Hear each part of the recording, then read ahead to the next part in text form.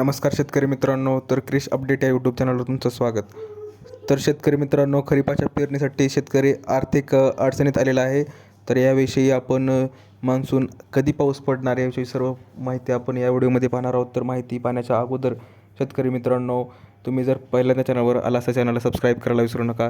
तर आपण पाहूया की जवळजवळ महाराष्ट्रात सर्वदूर पाऊस पडत नाही आहे आणि निसर्गाच्या लहरीपणासोबतच नुकसान भरपाई, पीक विमा व शासकीय अनुदान वेळेवर मिळत नसल्यामुळे शेतकरी यंदा खरीपाच्या पेरणीसाठी खूपच अडचणीत आलेला आहे आणि त्यामुळे खरीप हंगामाच्या तोंडावर शेतकरी आणि शेतमजूर आर्थिक विवंचनेत सापडले आहेत आणि एकाच वेळी शिक्षण, संसार आणि शेतीचा खर्च कसा भागवायचा असा सध्या पाऊस सुपर अल्निनोमुळं शेतकऱ्यांना दुहेरी चिंता पडलेली आहे.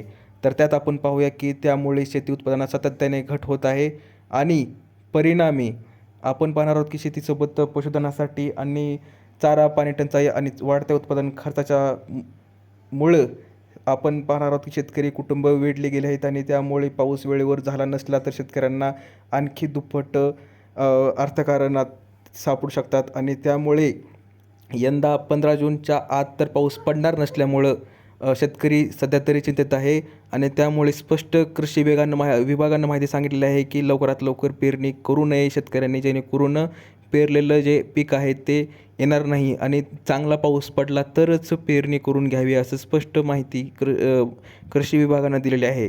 तर अशी माहिती तुम्हाला आवडली असेल तर दिलेली माहिती समजली असेल व्हिडिओला लाईक करा, जास्तीत जास्त शेअर करा आणि चॅनलला सबस्क्राईब करायला विसरू नका. तर भेटूया पुढच्या व्हिडिओमध्ये अशीच एक अपडेट घेऊन. तोपर्यंत धन्यवाद.